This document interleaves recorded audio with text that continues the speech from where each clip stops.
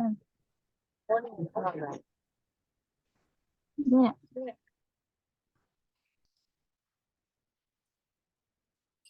Baik, Assalamualaikum warahmatullahi wabarakatuh. Selamat malam, Shalom, Om Swastiastu, Namo Buddhaya, salam kebajikan, salam sejahtera bagi kita semua. Rahayu, teman-teman, selamat malam. Saya ucapkan terima kasih banyak yang sudah menyempatkan waktunya untuk hadir dan untuk mendengarkan hasil tentunya kerja kelompok yang dilakukan oleh kelompok kami, yang tentu saja kelompok ini berjudul terkait mengenai pengambilan keputusan dalam kondisi beresiko. Nah, dalam kesempatan yang berbahagia ini, mungkin teman-teman, saya juga mau himbau rules-nya. Jadi ketika dalam proses penyampaian materi, teman-teman bila ada pertanyaan silakan di-keep dulu, nanti di akhir kita akan buka sesi tanya jawab. Dan untuk ada pun ingin berbicara, silakan untuk tertib mengangkat tangan atau raise hand atau picture dari reaction-nya seperti apa. Atau mau memberikan apresiasi atau ucapan bagus ataupun tepuk tangan bisa menggunakan fitur reaction-nya. Selain itu, dan selain yang saya persilakan untuk berbicara, tidak kita perkenankan untuk membuka mic dari Zoom ini. Nah, selanjutnya di sini ada anggota kelompok, yaitu saya sendiri, Adrian Rizky, terus juga ada anggota saya, Dede Sartika. Boleh reaction-nya, Dede, dilambaikan love atau reaction yang menggambarkan hatimu hari ini. Terus ada Dewi Ratna Suminar, boleh reaction-nya, Dewi? Oke, thank you. Terus juga ada Gabriel Matius Wijaya. Boleh reaction-nya, Gabriel? Dan yang terakhir ada Sri Alipia Nur Laila Dewi. Nah, baik teman-teman. Pada kesempatan ini langsung saja kita bakalan dengarkan terkait mengenai materi pengambilan keputusan dalam kondisi beresiko. Boleh di next? Nah, di sini ada latar belakang yang mungkin pada kesempatan ini bakalan disampaikan oleh Dewi Ratna Suminar.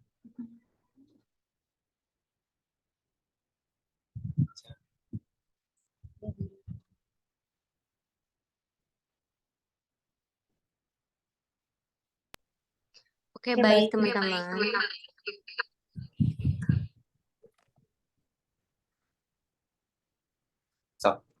Jadi di sini sekarang saya akan membahas sedikit latar belakang mengenai pengambilan keputusan dalam kondisi beresiko.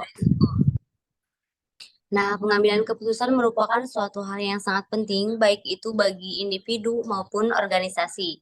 Pengambilan keputusan bisa menjadi suatu hal yang sulit dan beresiko. Kemudahan atau kesulitan dalam mengambil keputusan tergantung pada banyaknya alternatif yang tersedia. Semakin banyaknya alternatif yang tersedia, kita akan semakin sulit dalam mengambil keputusan. Tentunya dalam pengambilan keputusan pasti terdapat resiko yang akan kita tanggung. Pengambilan keputusan beresiko ini merupakan fenomena yang tidak terhindarkan dalam kehidupan manusia. Oleh karena itu, pentingnya kita untuk memahami pengambilan keputusan dalam kondisi beresiko. Tentunya hal ini perlu adanya pembahasan secara mendalam mengenai pengambilan keputusan dalam kondisi beresiko. Ini next. Iya. Nah, teman-teman, di sini ada rumusan masalah dan tujuan. Tadi kita udah ketahui bersama bahwa dari latar belakangnya yang sudah disampaikan oleh Teh Dewi, nah, nggak lengkap rasanya kalau kita cuma tahu latar belakang dari tema yang kita ambil pada malam hari ini. Kalau nggak ada yang namanya rumusan masalah atau tujuan dari tema yang kita ambil pada malam hari ini. Boleh dilanjut mungkin Teh Dewi untuk rumusan masalahnya? Nah, untuk rumusan masalah dan tujuannya, yaitu rumusan masalahnya yang pertama, apa sih yang dimaksud dengan pengambilan keputusan dalam kondisi beresiko? Apa saja jenis-jenis risiko? Dan tantangan apa yang terjadi dalam pengambilan keputusan beresiko? Serta strategi apa yang dilakukan dalam pengambilan keputusan beresiko? Dampak apa yang terjadi dalam pengendalian keputusan beresiko? Dan teknik apa saja yang dapat dilakukan dalam penyelesaian kondisi beresiko. Tentunya tujuannya sama seperti apa yang tadi ada dalam perumusan masalah tersebut. Pertama, kita dapat mengetahui lebih mendalam mengenai pengambilan keputusan dalam kondisi beresiko, dapat mengetahui jenis-jenis resiko, dapat mengetahui tantangan yang akan terjadi dalam pengambilan keputusan beresiko, mengetahui strategi apa saja yang dapat dilakukan dalam pengambilan keputusan beresiko, dapat mengetahui dampak apa yang terjadi dalam pengendalian keputusan beresiko, serta mengetahui teknik apa saja yang dapat dilakukan dalam penyelesaian kondisi beresiko.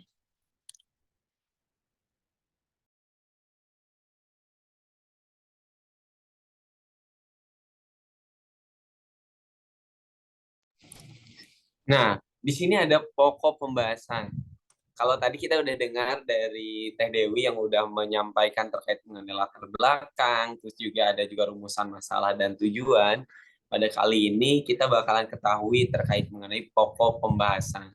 Mungkin pada kesempatan kali ini boleh dong Teh Dede Sartika nih yang bakalan dibantu untuk memaparkan atau menjelaskan terkait mengenai pokok bahasan terkait mengenai pokok bahasan pengertian keputusan dalam kondisi beresiko. Oke, baik. Selanjutnya, pengertian keputusan dalam kondisi beresiko. Resiko merupakan bagian yang tidak terpisahkan dari faktor pertumbuhan dari suatu organisasi ataupun perusahaan, baik itu bersumber dari faktor internal maupun eksternal. Definisi resiko juga telah dikemukakan berbagai macam literatur, namun semuanya memiliki arti yang sama, yakni ketidakpastian. Risiko juga dapat dikaitkan dengan kemungkinan kejadian atau keadaan yang mengancam pencapaian tujuan. Adalah proses kompleks yang terlibat dalam memilih tindakan atau pilihan dari berbagai opsi yang tersedia.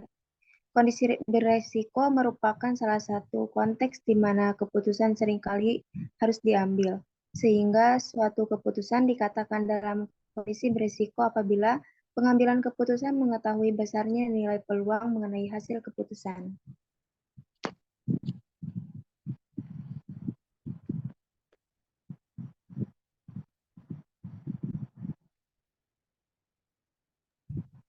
Nah, boleh mungkin di sini juga ada proses pengambilan keputusan tentunya ya. Ada pengambilan keputusan dalam kondisi beresiko, adalah pengambilan keputusan di mana terjadi hal-hal sebagai berikut. Nah, ini adalah proses dari adanya pengambilan keputusan dalam kondisi beresiko. Untuk lebih jelasnya, dibantu lagi mungkin Teh Dedeh untuk menyampaikan materinya. Oke, baik. Nah, di sini pengambilan keputusan dalam kondisi beresiko adalah pengambilan keputusan di mana akan terjadi hal sebagai berikut. Yang pertama, alternatif yang harus dipilih mengandung lebih dari satu kemungkinan hasil. Yang kedua, pengambilan keputusan memiliki lebih dari satu alternatif tindakan. Yang ketiga, diasumsikan bahwa pengambilan keputusan mengetahui peluang yang akan terjadi terhadap berbagai tindakan dan hasil. Yang keempat, resiko terjadi karena hasil pengumpulan keputusan tidak dapat diketahui dengan pasti walaupun diketahui nilai probabilitasnya. Dan yang terakhir ini ada pada kondisi ini, keadaan alam sama dengan kondisi tidak pasti. Bedanya dalam kondisi ini ada informasi atau data yang akan mendukung dalam membuat keputusan, berupa besar atau nilai peluang terjadinya bermacam-macam keadaan. Boleh di next. Oke, terima kasih Teh Dede sudah dibantu dijabarkan terkait mengenai alurnya ya, tentu dari pengambilan keputusan dalam kondisi beresiko. Nah, adapun di sini juga terkait mengenai jenis-jenis. Dalam sebuah pengambilan keputusan pasti ada yang namanya resiko dinamis, politik, terus juga inovasi, terus murni atau spekulatif yang bisa dibuat oleh masing-masing individu, terus yang mengundang sebuah opportunity ataupun privilege bagi seseorang, dan tentunya juga psikostatis. Tentu saja itu bakalan kita ketahui bersama pada kesempatan malam hari ini. Cuman kali ini bukan Teh Dedeh nih yang akan bantu untuk menjelaskan, tapi di sini ada Teh Sri Alipia atau Teh Pia yang akan membantu menjelaskan terkait mengenai jenis-jenis risiko itu sendiri. Boleh, Teh Pia? Di sini ada jenis-jenis resiko. Berikut adalah beberapa jenis resiko menurut Handoko N. Adi 2010 dan Mukhlisin 2021. Yang pertama, risiko dinamis, itu berhubungan dengan perubahan keadaan ekonomi. Wujudnya dapat berupa risiko manajemen, pasar keuangan produksi. Yang kedua, risiko politik atau akibat pemerintahan. Yang ketiga, risiko inovasi, re-engineering, diversification. Yang keempat, risiko murni, pure risk adalah suatu risiko di mana kemungkinan kerugian terjadi akan tetapi kemungkinan tidak terdapat keuntungan. Yang kelima, ada risiko spekulatif merupakan risiko di mana kita mengharapkan terjadinya kerugian. Yang keenam, mendatangkan keuntungan, contohnya usaha di bidang pendidikan. 7. Risiko statis merupakan risiko yang muncul akibat dari perubahan kondisi tertentu.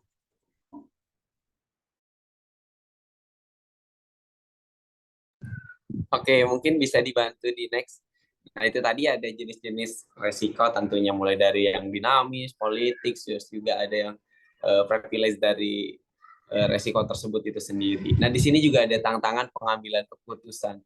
Mungkin akan sangat challenging atau menjadi sebuah challenge buat kita, challenge tersendiri dalam sebuah pengambilan keputusan yang mana biasanya kita labil, kita bingung, terus juga kita merasa aduh bener ya, enggak ya keputusan yang kita ambil. Contoh, mau menentukan warna baju, mau menentukan warna hijab, ataupun menentukan hal-hal yang mungkin biasa kita dalam kehidupan sehari-hari saja, kita masih suka ada challenge atau dalam sebuah pengambilan keputusan itu sendiri. Nah, biar kita tahu dari tantangan-tantangan yang ada dan terurut, dan tentunya juga kita ketahui tipsnya biar bisa memanage dengan baik. Yuk langsung saja dibantu lagi Teh Pia untuk disampaikan terkait mengenai tantangan pengambilan keputusan beresiko itu sendiri. Seperti apa? Baik, di sini ada tantangan pengambilan keputusan beresiko. Beberapa tantangan utama yang sering dihadapi dalam konteks pengambilan keputusan beresiko melibatkan ketidakpastian, kompleksitas, dan faktor-faktor psikologis. Berikut adalah beberapa tantangan pengambilan keputusan. Yang pertama, ketidakpastian. Yang kedua, kompleksitas keputusan. Yang ketiga, persepsi risiko yang berbeda. Yang keempat, pengaruh emosi dan psikologis. Yang kelima, teori kerugian dan keuntungan atau loss aversion.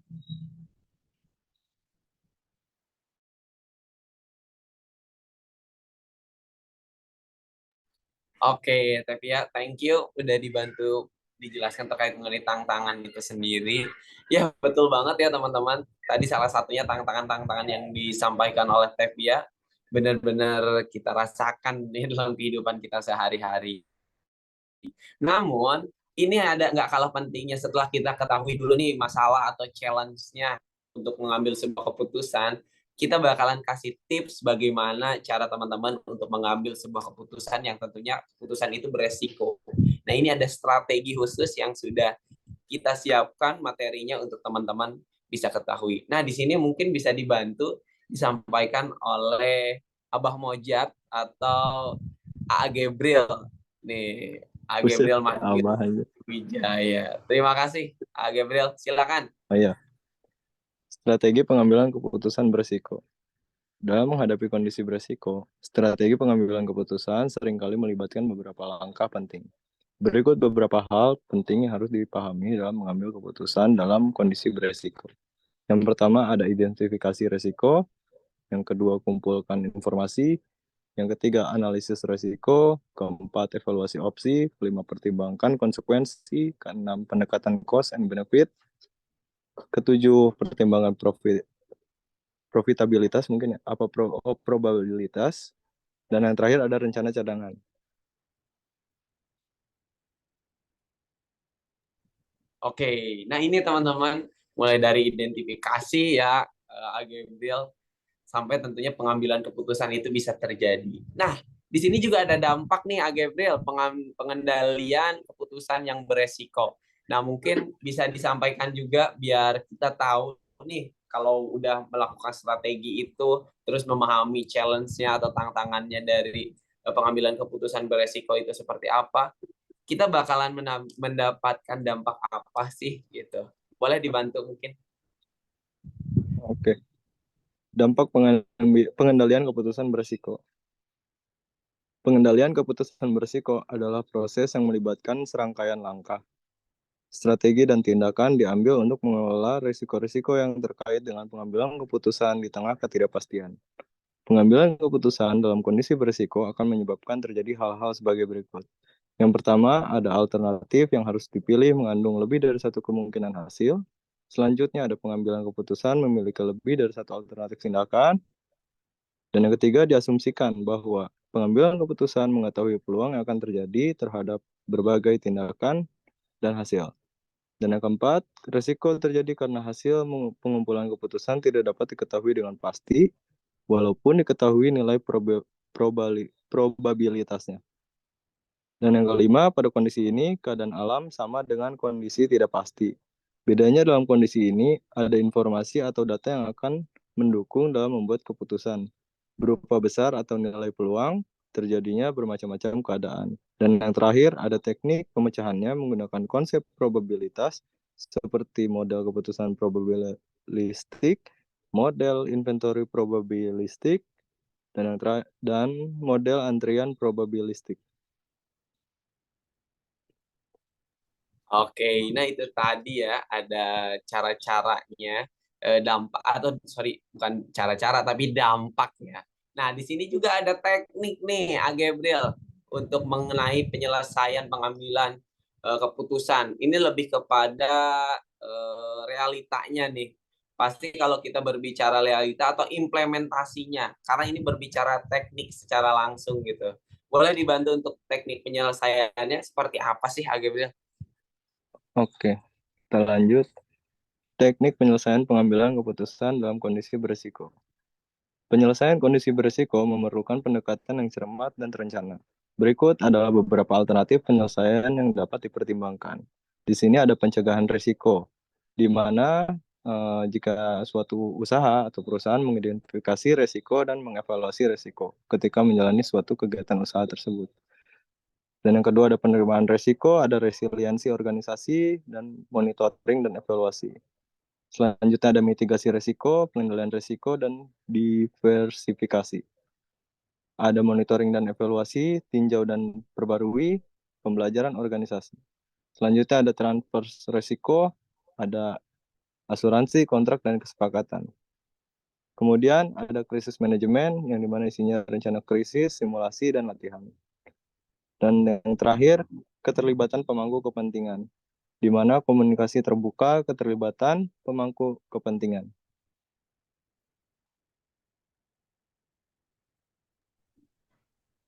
Nah, tadi sudah dijelaskan nih terkait mengenai tekniknya ya, Gabriel. Terima kasih banyak. Tapi kita belum usai. Di sini ada studi kasus yang perlu saya bahas.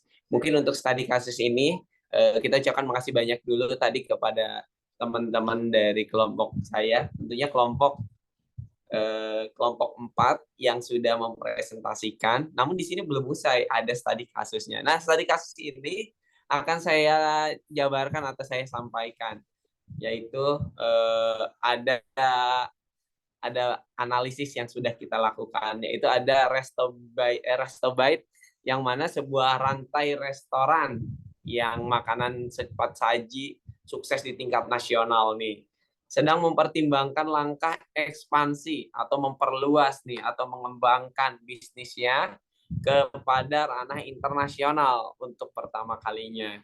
Nah, mereka juga telah mengidentifikasi pasar berdasarkan potensial di beberapa negara Asia Tenggara dan Amerika Selatan. Tetapi ada resiko nih dan ketidakpastian yang terkait dalam sebuah tentunya langkah yang akan mereka lakukan. Pertama, tantangan atau risiko dari mereka, ketidakpastian dari referensi konsumen. Ini juga akan sangat mempengaruhi dari adanya keberlangsungan perusahaan tersebut yang tentunya bergelut dalam bidang F&B. Nah, terus juga ada regulasi makanan dan kesehatan. Tentunya di setiap masing-masing negara itu memiliki kebijakan atau regulasi khusus yang berbeda-beda berkaitan dengan regulasi kesehatan dan makanan itu sendiri. Contoh, di Indonesia itu sebelum kita bisa mengedarkan produk yang untuk dikonsumsi seperti kesehatan ataupun makanan, itu kita harus memiliki izin. Harus kita memiliki regulasi tersebut. Contoh, seperti yang mungkin di UMKM ada yang namanya izin PIRT, ada juga yang namanya BPOM, terus ada juga yang namanya halal dan yang lainnya. Itu salah satu regulasi dari makanan dan kesehatan. Nah, ada juga tantangan dan resiko yang mana dalam persaingan ini di masing-masing negara juga berbeda-beda tentunya. Karena persaingannya akan sangat sengit nih ketika kita sebagai pendatang untuk masuk ke pasar tersebut atau persaingan lokal dari negara tersebut. Terus juga ada fluktuasi mata uang yang tentunya sangat berubah-ubah dan dinamis. Jika kita berinvestasi misalnya di Turki, karena kita ketahui sekarang Turki itu kursnya lagi turun, maka tentu saja itu sama saja kita kayak berinvestasi di tempat yang salah ataupun dan yang lainnya, karena mata uang itu bentuknya mereka itu sangat fluktuasi itu sendiri, sehingga akan menjadi sebuah tantangan dan resiko bagi kita selaku investor yang akan menginvestasikan dananya di negara tersebut. Makanya dicarilah negara yang emang benar-benar flat gitu, yang benar-benar kondusif. Makanya politik dan geografis di dalam sebuah negara tersebut juga akan sangat mempengaruhi bagaimana cara kita berinvestasi atau tidaknya. Mungkin itu yang menjadi salah satu tantangan dan risiko. Terus juga ada proses pengambilan keputusan. Nah, ini yang dilakukan oleh mereka itu ada studi pasar dan penelitian konsumen. Nah, ini biasanya sangat lumrah yang selalu dilakukan oleh perusahaan-perusahaan mulai dari manufaktur, FMD ataupun perusahaan-perusahaan fashion ataupun yang lainnya, kosmetik dan lain-lain, itu biasanya melakukan analisis penelitian terlebih dahulu untuk mengetahui perilaku konsumen yang ada di dalam sebuah segmentasi atau target market yang sudah mereka lakukan, yang sudah mereka bidik gitu. Nah, selain itu juga ada analisis resiko dan peluang. Nah, ini tentu saja juga menjadi sebuah proses bagaimana caranya kita bisa mengambil sebuah keputusan.